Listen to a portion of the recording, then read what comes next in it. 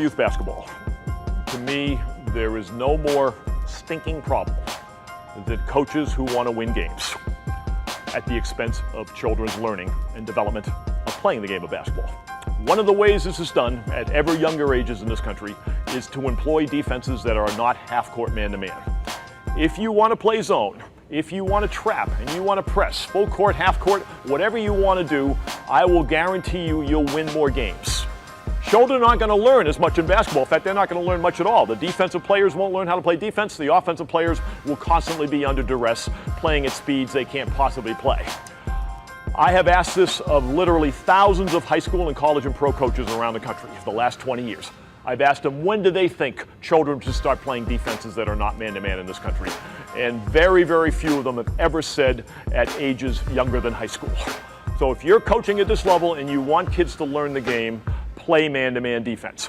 Are you going to lose some games you otherwise probably wouldn't have lost? You probably will. I will guarantee you that up front. But if you can teach defense, ball you man, something we don't get into here, if you can help your kids on offense by only playing against one person rather than two or three coming at them to double or triple team, you will help your children grow faster in basketball. It is well known that defenses other than man-to-man take advantage of the cognitive and psychological and physical and physiological incapabilities and inefficiencies of the children who play this game. So play man-to-man. First of all, from a basketball sense, for just their skill development and stuff, that's going to start at a very young age and is going to be determined at a very young age. And quite frankly, you know, if you look around, we're failing pretty badly in this country as a whole in teaching people basketball skills. And you all notice it that watch the NBA, because there's a huge difference in just the skill level of the players coming from Europe and what we have here in terms of their ability to pass the ball and shoot the ball. We can't even produce enough people who can do those things here that we got to go across and try to find people who can do them.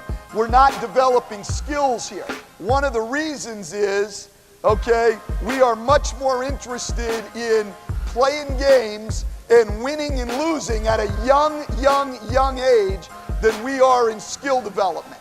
So I would say this to all of the youth coaches here, even more than the high school coaches, is you have to make a decision if you want to teach the kids that you're coaching how to play basketball, or if you just want to win games, because there's a big difference. I last spring coached both my 12-year-old daughter and my 9-year-old son for 2 months in a YMCA league and had a group of kids.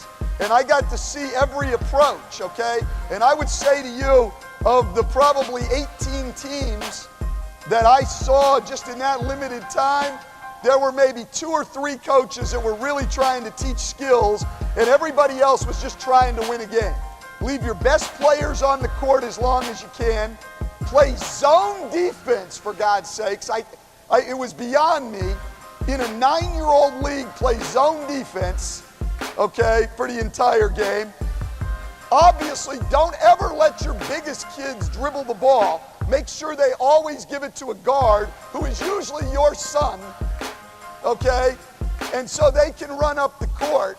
And then you wonder why at the high school level we got so many kids who can't play, and we never have a 6'5", 6'6", 6'8" kid who can dribble, pass, and shoot, because at the young age, you tell him to go stand under the basket and get the rebound and give it to somebody else. So the first thing I would say to you, you have a decision to make.